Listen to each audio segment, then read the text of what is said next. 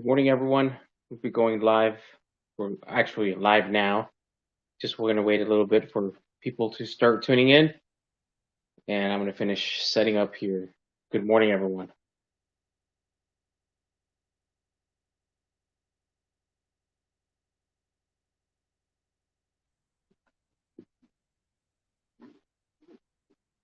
Good morning, everyone. This is Judge Fonseca, your judge of the 464th District Court. Welcome to Coffee Saturdays, where I'd like to have this opportunity to just answer questions, anything that you'd like to know about me, my candidacy, and the race, which we're less than 2 months away from the first votes being cast. That's on October 13th. And I have my computer here. Last week, I missed a couple of the questions you had, so I want to make sure that I don't miss it. So I have my computer here with me to make sure I don't miss your questions. Please take time to put some questions in the comments below, and I'll get a chance to talk to some of you. So I'm still setting up.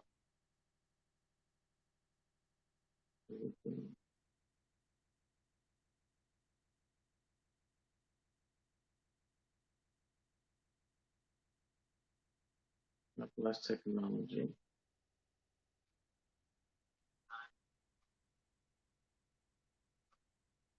Sorry about that. I gotta make sure. Here we go. We're good to go.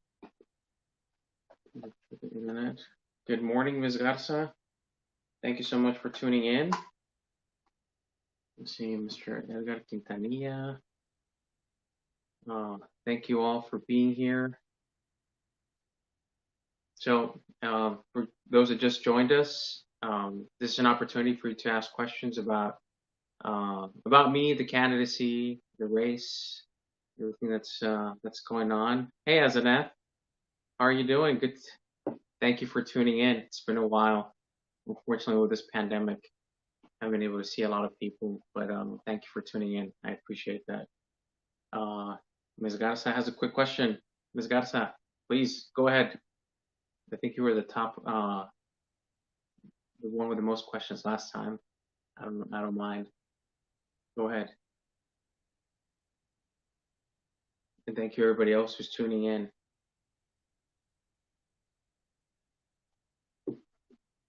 Spurley, Mr. Sanchez, thank you all very much for tuning in this morning. As I'm looking at myself, it's time for another haircut. Maybe my wife can do it. Court appointment. Ms. Garza has a question. Court appointments. Have there been a limit of sessions taking place right now? Really, it depends on the court. I'm, using technology. I can do anything. The only thing that I'm not doing is trials, because we've suspended the jury panels to come in to the courthouse. We need a lot of people, so we can't do it in a way in which we safe for everybody to come in and pick a jury. Some of the cases the court has, my court, the 464th District Court, has a lot of cases, criminal cases involving sexual assault and indecency with a child, and those sort of cases. So it's hard to find a good jury that will be fair and impartial. So we usually have about 100 people assigned for jury duty on that case, and that's just one court. Mind you, we have 12 district courts, we have 8 county courts.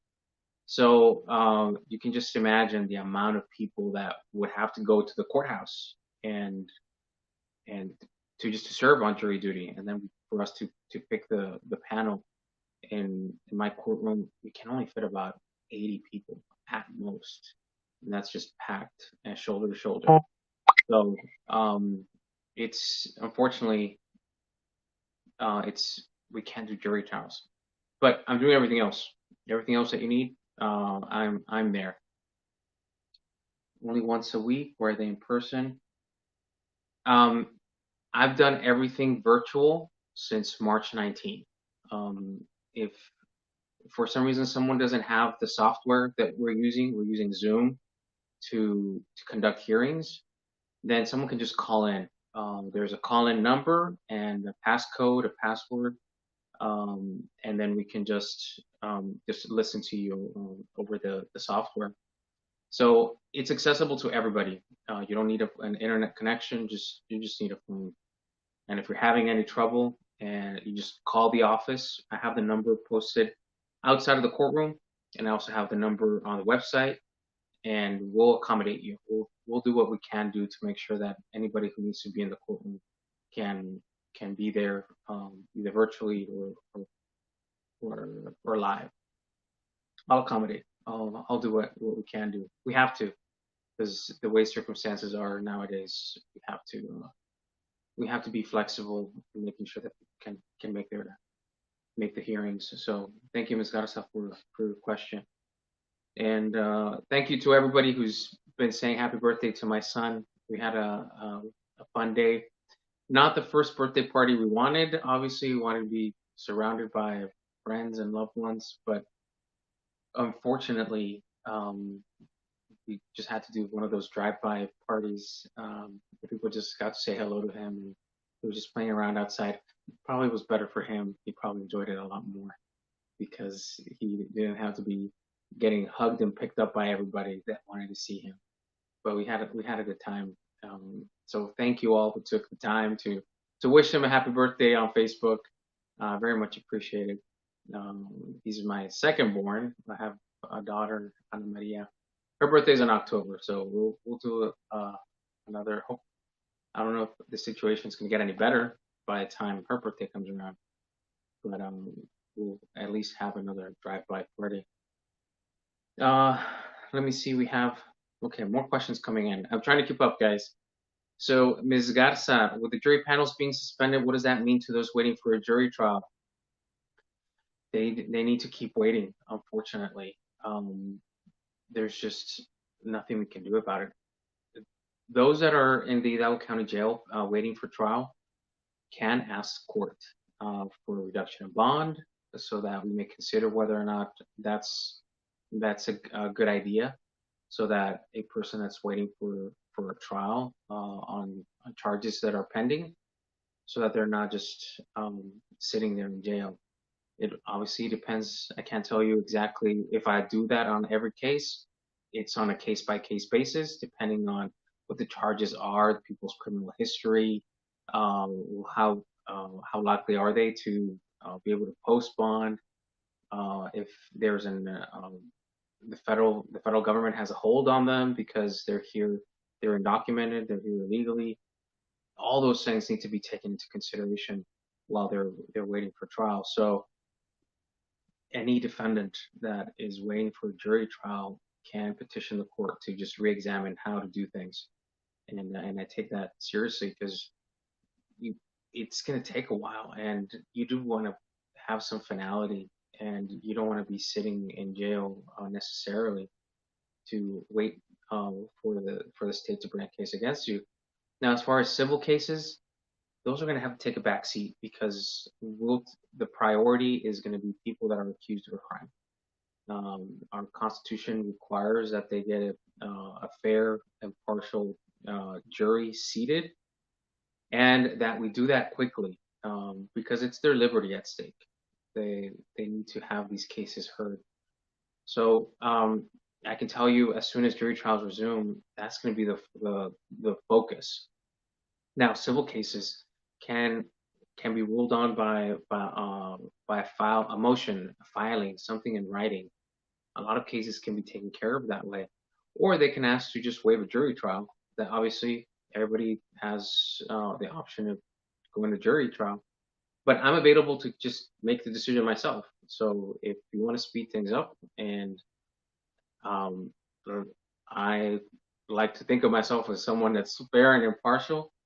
I'm going to do everything I can to make sure that I listen to both sides and the arguments, and then I'll look up the law, and then I'll rule. So I can function just like a jury, but you have that right. You have the right to have a jury, but just know that if it's in a civil case or a family case, it's going to take a while because we have a lot of people sitting in the Dallas County Jail waiting for their trial. Now, you had another question, Miss Garza. Have you had to rule on any civil rights issues? That's a pretty broad question, because it involves, I mean, civil rights. People, whether people have been detained with probable cause or not, whether um, when when police were doing their investigation and they presented the case to a judge, whether they really did have enough information for the judge to determine if someone could be taken into custody, or whether or not the judge had enough information from the investigators to go into a home. So all those things, those are civil rights. And yes, I've had to do quite a bit of those and determining whether or not there was probable cause for either an arrest or a search. And also looking at on the civil, so that's more on the criminal side. On the civil side, also looking at whether there's an allegation against a police officer that they used too much force affecting an arrest. All those things I've looked at as well. So yeah, civil rights, you know, and that's why when I talked about making sure that we had a fair and impartial jury for people that are awaiting trial, that's part of it. All that is part of civil rights because it involves your liberties, it involves your property, it involves whether you can exercise your rights as a U.S. citizen. So yeah, I've taken that. Those civil rights are part of almost every single case. So thank you for your questions, Ms. Garza. Anybody else? If you just joined us, please leave some questions in the comments, and I'll try to answer as best I can. This is my opportunity, my way of trying to go out into the community so people get to know me before we head to the polls. October 13th will be the first day that votes are going to be counted. And because we can't be gathering in big groups, I can't really do what we usually do in campaigns, which is going out to a restaurant on a Saturday morning in different parts of the community and inviting people over so that I can talk and chat with you. So this is my way of reaching out and making sure that you have the ability of getting to know who your judge is and who you're going to vote for, which I'm humbly asking that you consider me.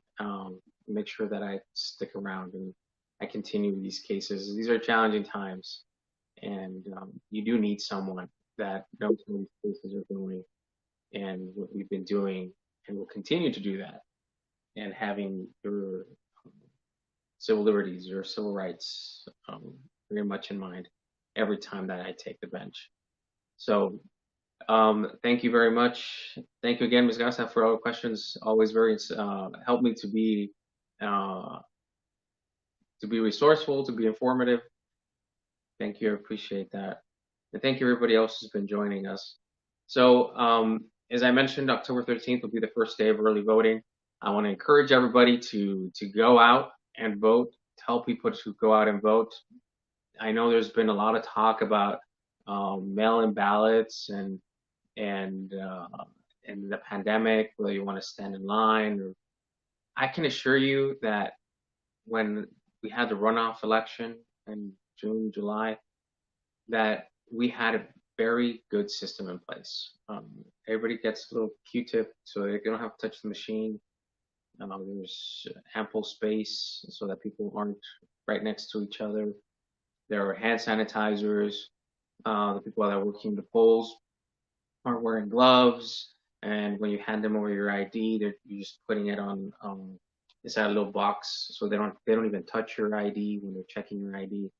So a lot of things are being done, and it's my understanding that in certain locations, and we'll make sure to look those up and post them on Facebook. Certain locations will have the ability of you to do drive-in voting. So you don't even have to get out of your car, and someone wearing a mask, a face shield, will be able to approach you and with a machine so that you can go ahead and cast your votes. So don't be concerned about voting. Don't let this pandemic stop you from voting. The last thing that we need is for people to stay home and not have their voice heard.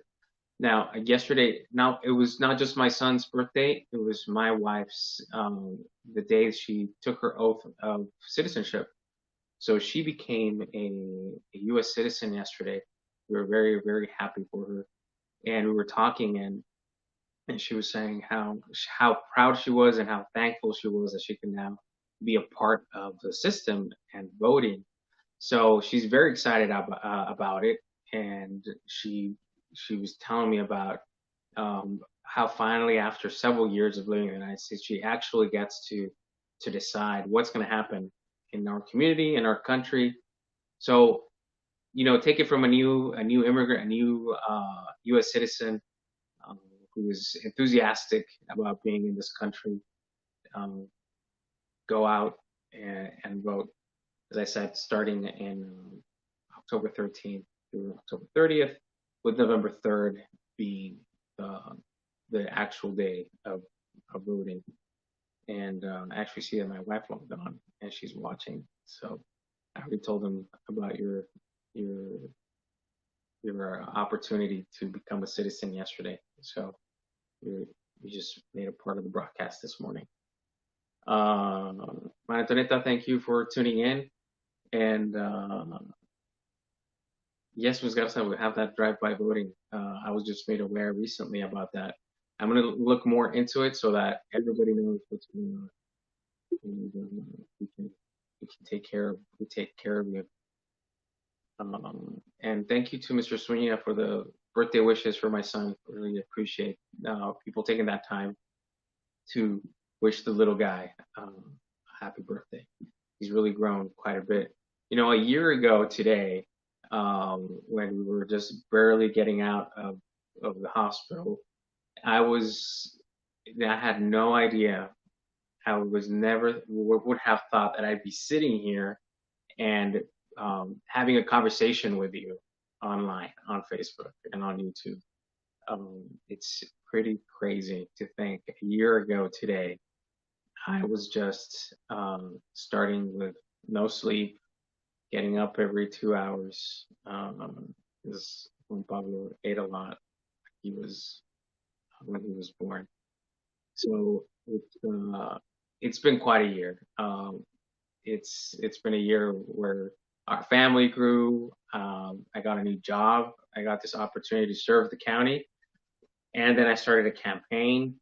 So you can only imagine how crazy it's been this past year. But I've loved every minute of it. I really have. It's been a true honor to be serving. And this pandemic, I'm stuck at home, so I've had that opportunity to see my son grow more than if I would have been out going to the courthouse and out campaigning more. So there's a silver lining, something good about this whole ordeal, and we just have to look at our blessings, count our blessings, and just go from there. So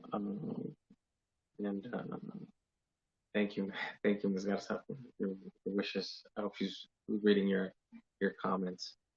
Have any other more questions? Please feel free. Put them in the comments. I like having these coffee Saturdays and answering your questions, because I'm not just talking and saying what I think you want to hear.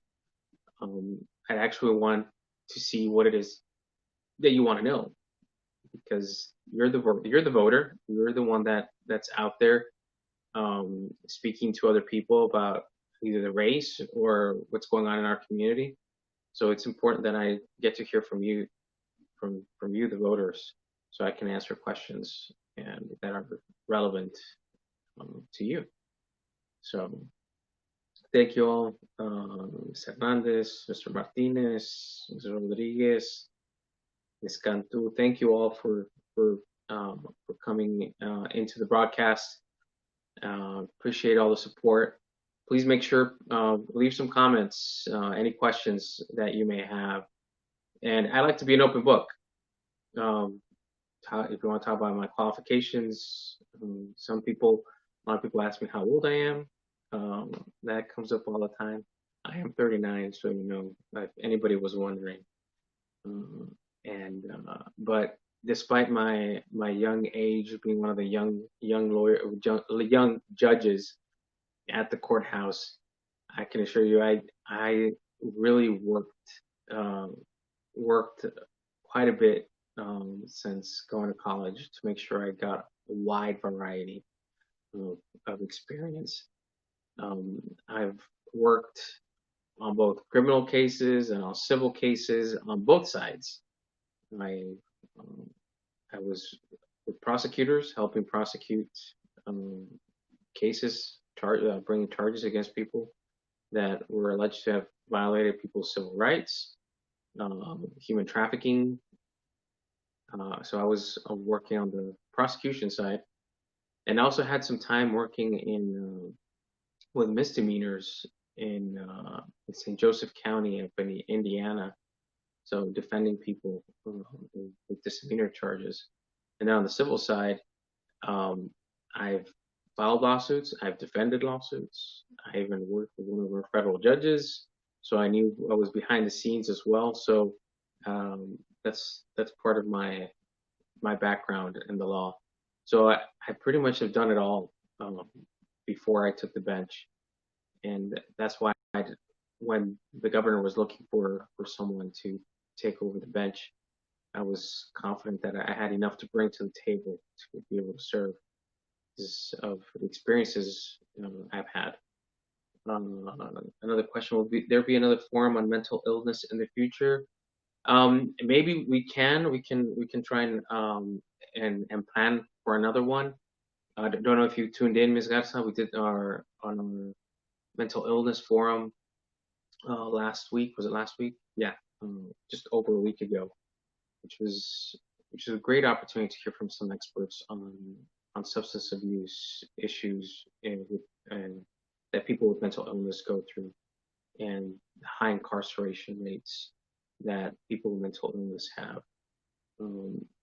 Don't worry if you missed it, Ms. Garza. It's on YouTube. So it's recorded. We recorded it, and it's been uploaded so that anybody that wants to see the forum can see it. And there's some good resources on there. So I encourage you to go out and take a look. I mean, if you're on your desktop on Facebook, there is a YouTube tab at the bottom on the left-hand side of the screen on my page. You can go down and click on the YouTube tab, and you'll be able to see the video there. So please take a look. It's about an hour long, but it's very informative. I learned a lot of things. One of those being how we need to invest on taking care of those in the community that are suffering from mental illness, because it ends up, even though it's some money up front that the state needs to invest, it's going to end up saving on the consequences of not helping people that are suffering from mental illness, which can go all the way to, as you know, incarceration because of issues because they're unable to get treated, and they end up self-medicating, or they end up committing crimes, and they end up going to the mental health institution. So for one of the statistics from the experts, for every dollar you invest in mental health treatments and opportunities for betterment, you save almost $3 or $4 of future expenses. So that's something worth considering. So check it out, Ms. Garza, and everybody. All our videos are being saved on YouTube and here on Facebook. As an F, we have a question from you. For family law cases, can they be finalized by filing a fully executed agreed decree and joint stipulation of facts in order to eliminate the need of a final hearing? Yes. Typically, for those that don't know, when there's a divorce, there's a final hearing. If both sides have come to an agreement, then they'll be sworn in, and the lawyers will ask them questions to make sure that they understand what they're agreeing to, that everything's on the record and before the court. And then, if the court's satisfied, the court will accept it and sign off on the final divorce decree. So that's usually required before this pandemic, that people just show up to the courthouse. At this time, I personally am not requiring that people show up. You can, and we can do it by Zoom, or they can do it by phone by calling into this Zoom session, but it's not required. You can do a stipulation of facts, which means that both parties, husband and wife, go before a notary, and they set out everything that they've agreed to and establish that they were in Texas for the amount of time and in the county for the requisite amount of time to make sure that I have jurisdiction over the case. And then from there, I'll take a look at it, review it, and then rule. So yeah, we can definitely do that. And I think a lot of the other courts are doing that as well. But yeah, that was one of the first things that we started doing when this whole pandemic started, was allowing a stipulation of facts to be filed with the proposed decree, so that we can just rule on it without having a hearing. So if you have any cases like that, if you're working for a lawyer, just ask. Well, if you're in the 464th, you don't need to ask. Just do it that way. Ms. Cantu, okay, we'll get to your question.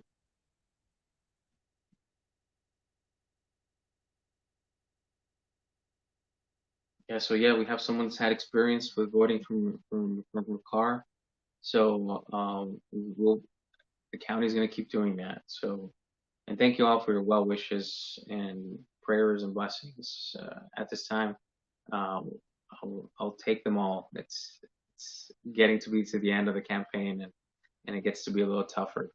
So let me get to another question. Ms. Cantu, would you look into frivolous cases as they are presented at times to hear the accusations? Absolutely. If there's a frivolous case, I'd like to know about it sooner rather than later. And I just encourage the parties and their attorneys to bring it to the court's attention and say why it's being frivolous. And the law allows for certain cases to be thrown out because they are frivolous. So please bring it to my attention as soon as possible. If there's a case that you believe is frivolous, give me that opportunity to take a look at it and to rule. So please, absolutely. It's one of the problems that we've had in Hidalgo County, having all these frivolous lawsuits taken all the way to the end to try to extort money from the other side. That's something I stand strongly against.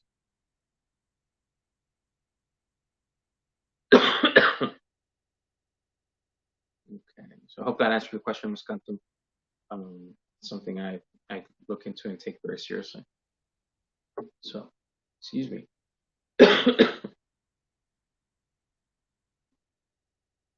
Yeah, things haven't been done right recently in our recent history here in Hidalgo County. We need judges with the courage of recognizing when a case should be thrown out and take that stand. Unfortunately, I don't think some of our judges have been doing that. So even when I was appointed and I stepped up to the plate to serve, I wasn't sure whether or not I would run and try to keep the seat.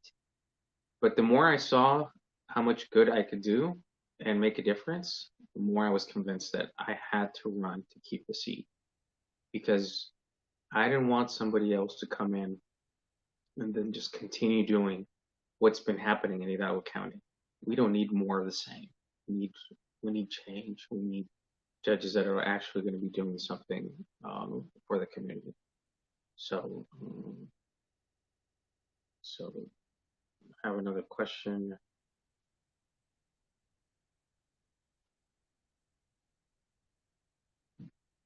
Would you try to help find justice for the minorities?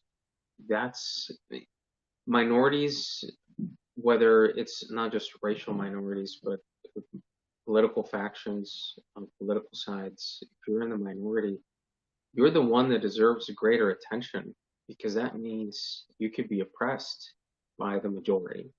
So absolutely, that's something you look at. You have to see what the majority is doing against the minority to try to quash the their opportunities to be heard, because that's a basic civil liberty, a civil right. We talked about civil rights a little bit earlier before you joined, Ms. Garcia. You know, that's why it's in the First Amendment. The freedom of speech is in the First Amendment for a reason, because after the founding fathers wrote the Constitution and they said, you know what, we didn't address everything. We got to go back to the drawing board. And the very first change, the very first amendment to the Constitution included the freedom of speech, that the state, the government cannot cannot restrict that freedom of speech without having set out a legitimate ends to putting on any restrictions. But the very opportunity to ask your government for redress, the opportunity to speak up against your government, whoever is in charge, that is a basic right that that I will protect, that I have protected, and I have allowed people to speak up in my court. And there's a case yesterday that's been going on. I've had maybe 4 different hearings talking about the same issue, and people keep saying, why do you keep having these hearings? Well, that's because people need to be heard. That's what they need. They don't need a judge to just be sitting there and say, okay, hurry this up because I got something else to do. No, that's not what a judge is supposed to do. The judge is supposed to be listening and making sure that everything that's part of the case, that's important, that's relevant, is heard. That's what we're here for. So, and judges appoint their friends and want to make easy money. That is a big problem in our community at the courthouse. It's unfortunately true. That's one of the reasons why we had a judge be sent to jail last year, because they're trying to help their friends. Now, I can't say it's everybody. I've met some good people at the courthouse, but I don't think it's the majority. We have a political establishment that's been running the way things go and at the courthouse, and there are some lawyers who get propped up by the establishment. They were getting the assignments. They were getting more cases than the rest because of who they knew, the connections that they had at the courthouse. I can think of 10 years ago, 11 years ago, is when I graduated from law school. And I had a really tough time finding a job when I got out of law school. It was in 2009. We had that recession, and I just couldn't find a job. Ultimately, I ended up finding a job with Judge Crane at the federal courthouse, being his clerk. But I had to apply like everybody else. I interviewed like everybody else. I didn't know anybody at the courthouse that could start giving me cases, start building my career. Other people did. And It's not fair. It's not. So that's one of the things I've been saying during this campaign. If you if you want your children to have the same equal opportunity as everybody else, you need to make sure that the people that are at the courthouse are going to be fair, that the judges are going to be fair, and that they're going to give your child, your son or your daughter who's going to be a lawyer, that he or she has the exact same opportunity to build their career, to build their practice, just like the friends and family of judges. You need to make sure that the people that are sitting on the bench are not going to favor those people, their friends or family. You need to make sure that the people that are sitting on the bench and making these decisions are being equal to everybody, regardless of who they are. And I just didn't see that when I started law school. When I graduated from law school, I started trying to build my career. So um, there's a big difference in the way lawyers are treated at the courthouse. I experienced it as a lawyer, and I would not want that for future generations of lawyers, and not just lawyers. Talk about parties. The If you're sued and you own a small business,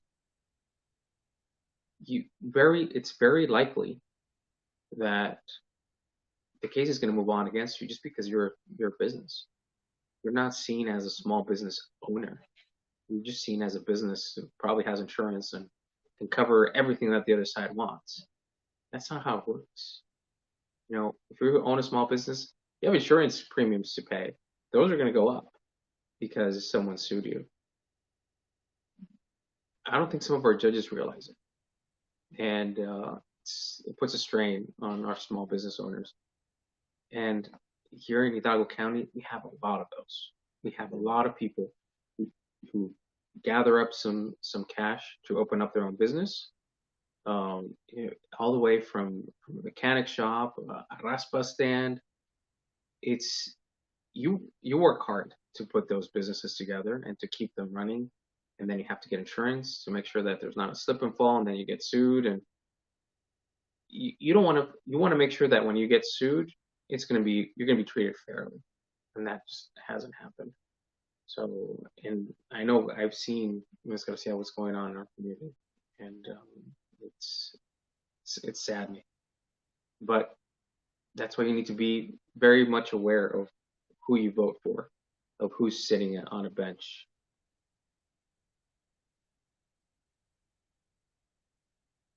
Uh, who do you contact with issues when minorities are oppressed? Our district attorney, I've seen has done a good job in listening to people. So these are things that you need to bring up with district attorney. And if you have a case in my court, speak up. Speak up. I will listen. I will listen to you. Um, that's what I'm there for.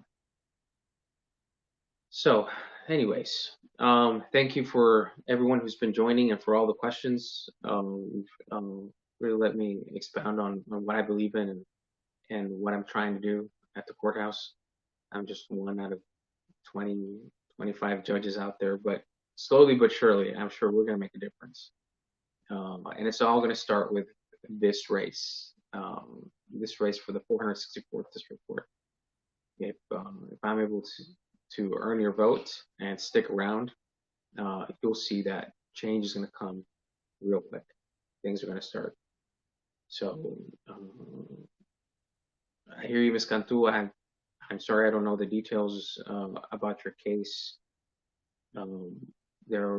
If you have some issues, the Rangers, Texas Rangers, also look into public corruption issues.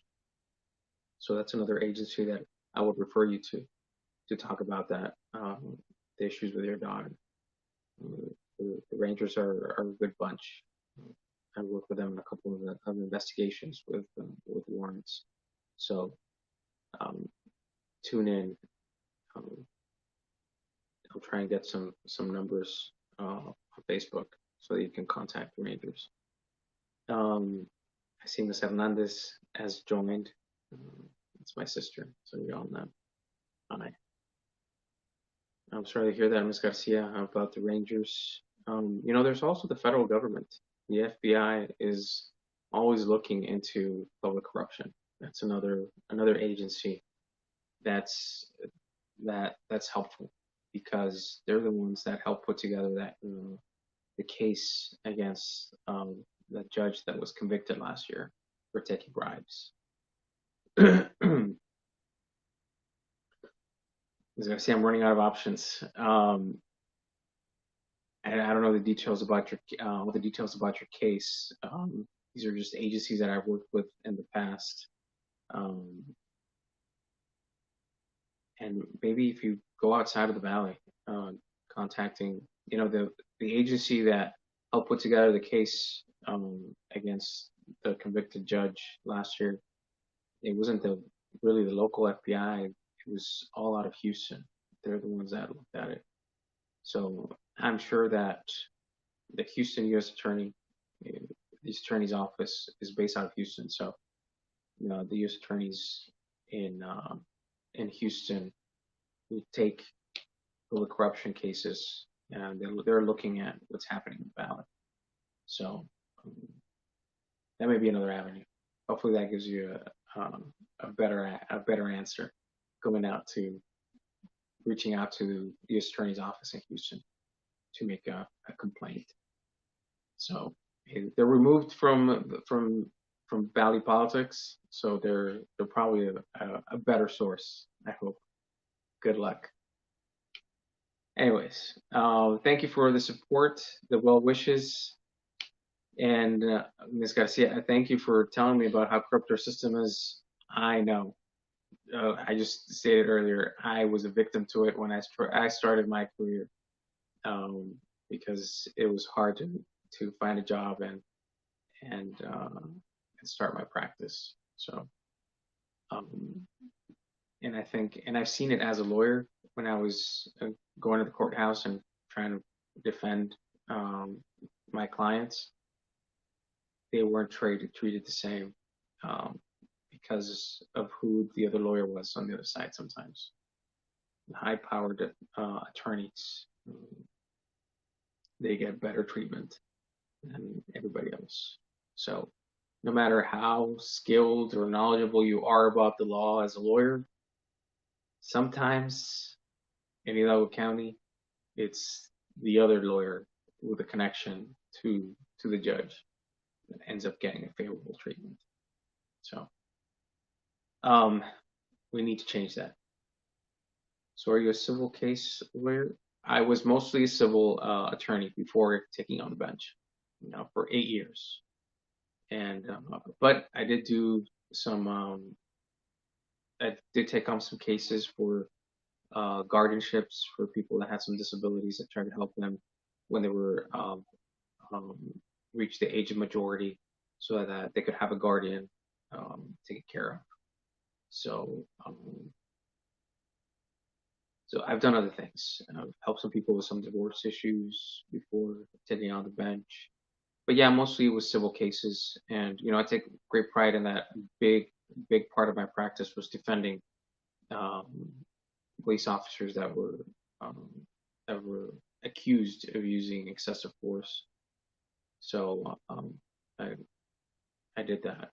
I did that for 8 years before I was put on the bench. Judith Moreno, how are you doing, Judith? Good to hear from you. You had some similar issues with your son. To get some direction, hope would the contacts I've given you will help you out. And yeah, there are a lot of brick walls in this county. Let's tear them down. Let's start voting for more people that aren't connected to the establishment. That's something I will always stand proudly for, and I will scream it from the top of my lungs. I am not a politician. I am not connected to anybody in that courthouse. I'm not connected to any of the political families. None of that. I'm extremely proud to say that everything that I've been able to do in my life has been based on hard work, because that's what my parents taught me. So it's something I'm very proud of, and we need more people like that. We need more people that get far in life because of their hard work and not their connections. So help me do that by sending a message on in this race. Let's pay attention to our judicial races and do that. Mention those contacts of justice. So Ms. Cantu, I had mentioned the Rangers, the FBI, and they haven't been very helpful to, according to Ms. Garcia. So the U.S. Attorney's Office in Houston, they look at public corruption cases down here in the Valley. So the U.S. Attorney's Office, they're the that's the federal prosecutor in charge of this entire area. So contact them. And my voice is getting a little dry. Hi, Rodolfo. Good to see you. Thank you for tuning in. If you have any other more questions, for those of you who just joined us, feel free to leave some questions in the comments. This is, as I've told everybody else, an opportunity for you to get to know me, get to know about my qualifications, what I've done on the bench, what I do on the bench, and unfortunately, with the pandemic, we really can't have big gatherings. I would typically go out to a restaurant and or someone's home and talk to people about myself, about the race, but can't do that right now. So the next best thing is to use the wonders of technology for me to stream live and allow people to answer some questions. I mean, ask some questions so I can answer anything that they wish to answer. And if you've been tuning in this entire time, you know I'll answer your question. And if I don't answer your question, you tell me you didn't answer my question. I start talking off to somebody else, because I want to make sure that you leave here knowing that I was listening and I gave you that opportunity. So Jerry Martinez, thank you for tuning in. If you have any questions, please put them in the comments. If you just joined us as well, just a reminder, our first day of voting is October 13th, and it will go all the way to October 30th, with Election Day obviously being November 3rd. So make sure you go out and vote. And also, if you just tuned in, I don't want you to be worried about the pandemic and having fearing having a risk of infection by going out to vote. We have almost 3 entire weeks to go early voting. So you have enough time to drive by and see whether there are a lot of people or not. They obviously have the social distancing, and they're marking 6 feet of, they have 6 feet marks so that you know where to stand. There will be hand sanitizers. They'll have Q-tips that you can use to put on them to cast your vote on the machine. And people poll workers have gloves. They're wearing masks and face shields. They have hand sanitizer. When given their ID, you just put it in a little crayon box, and for them to look at. They're not touching your ID. So they're doing everything they can to make sure to keep you safe. And so rest assured that with those precautions, you can go and vote safely. So take the time. And at certain locations, you can do drive-in voting. I'll make sure I know which ones they are so we can post them on Facebook so that you have that opportunity. If you really just don't want to get out of your car, don't worry about it. You can just drive in and cast your vote. And you don't have to be mailing in a ballot. You can just take care of it that way. So I know there's been a lot of controversy on that. So I'm just gonna set that aside and go vote early. And as long as you're taking your precautions, the county's taking it, the poll workers are taking their precautions, we'll be fine. So just make sure you go out and you do vote. So, Ms. Castorena, thank you for stopping by and coming in. Adriana Vieco, thank you for tuning in. It's been a while. Ms. Vieco was one of the attorneys I worked with in the Justice Department several years ago, and where I learned quite a bit prosecuting those human trafficking cases that unfortunately we see a lot of down here in the Valley. The more attention we put on them, luckily we've been putting more resources into those cases, so investigative agencies and prosecutors are able to crack down on human traffickers. It's become, unfortunately, a big problem, and but luckily we have people that are paying attention and bringing these people to justice. So, yeah, Ms. Vieco is one of those lawyers I work with, and I have fond memories of my time at the Justice Department, thanks to people like her who started teaching me everything I know. So, thanks for tuning in. For those of you just tuned in, make sure you leave your questions in the comments, and so I can answer your questions about myself, the work I've been doing, what I plan on doing, and my candidacy, the race. We are less than 2 months away from the first votes being cast, so we don't have a lot of time. But I'll be doing this every Saturday. Share this with your friends and family so that they can come on Saturday mornings at 10:30 a.m. and I'll be more than glad to have a chat with y'all. A couple of things that I did want to bring up. The upcoming forum. We have an open forum series for those of you who have been keeping up. Every 2 Thursday nights, I'm bringing in guests and having a discussion about different topics. So a week and a half ago, not this Thursday, but the past Thursday, we talked about mental health. That's been one of my priorities on the bench, is being a voice to people that are suffering from mental health issues, because they are more likely than the general population to end up in jail because of self-medicating and just the vicious cycle of drug abuse. So that's been a priority for me. And we did that session. We brought in a couple of experts. One of them that's worked with the legislature and has been lobbying for more resources to go into treating people with mental health illness.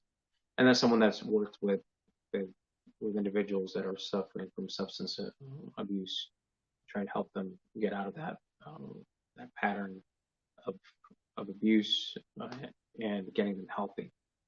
So that was 2 weeks ago. It's on YouTube, on the YouTube channel, so you're more than welcome. If you're on the desktop, on the left-hand side of the screen, there's a YouTube tab. Click on that, and then you can see not just last week's, but all the forums that we've been having. So the next topic on the Open Forum series, which is this coming Thursday, will be a review of Supreme Court decisions. Now, the Supreme Court says a lot of things that have a big impact in our lives, and there have been some very big decisions that have been made recently. This year had several, but we'll be focusing about 2 or 3 of those, and we'll have a couple of lawyers, very well-respected lawyers in our community, that I'll bring on. We'll talk to you about what the Supreme Court did and also the direction the Supreme Court is going. So for those lawyers that are listening, they're tuning in, know that it'll be a moment to let the inner nerd come out and talk about Supreme Court decisions and the jurisprudence of the court and what the Supreme Court justices do. So that'll be this Thursday. It should be fun. It should be interesting. Hi to my sister, Ana Laura, who just tuned in. Thanks for stopping by, for all the support. So this Thursday, again, Supreme Court decision review with a couple of lawyers from our community. And then a couple of weeks from that, then I'll open it up to law students and pre-law students to talk about practicing in South Texas. But this week's, I'm very much looking forward to. So that's happening. And like I said, every Saturday, 10:30 a.m. for about an hour. I'll be here. Tell your friends and family to tune in so that I can answer their questions. Hopefully, they'll consider me when they go into the ballot box, into the polls, and put my name, click on my name on the ballot for the 464th District Court. All right. On last note, my signs are going up across the county. They're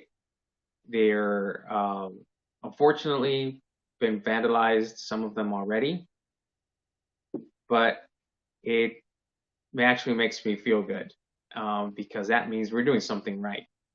If people are starting to vandalize them, throwing them to the ground, we must be doing something right. So if you see some that are on the floor, if you don't mind picking it up, sandbags should be there. If not, send me a message on Facebook, give me a call through Messenger, and we'll send someone, or I'll go and put it up myself. But if you see something, just let me know so that we can make sure that more people get to know who I am, and hopefully I can earn their vote in these elections to keep my seat on the 464th District Court. Thank you, Ms. Cantu, for turning for your questions. I really appreciate it. And everybody else for tuning in this morning. And for more announcements, stay tuned. Facebook, I try to be very active on Facebook so you know what's going on at all times and you get to know more about me. Thank you all so much for being here.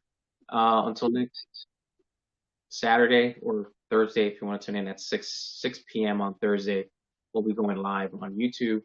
So you can listen about some recent Supreme Court decisions and how they affect our daily lives, our basic rights, constitutional rights. So look forward to that. Thank you all again for tuning in. Thanks for the cup of coffee, and see you soon. Have a good one. Bye, everyone.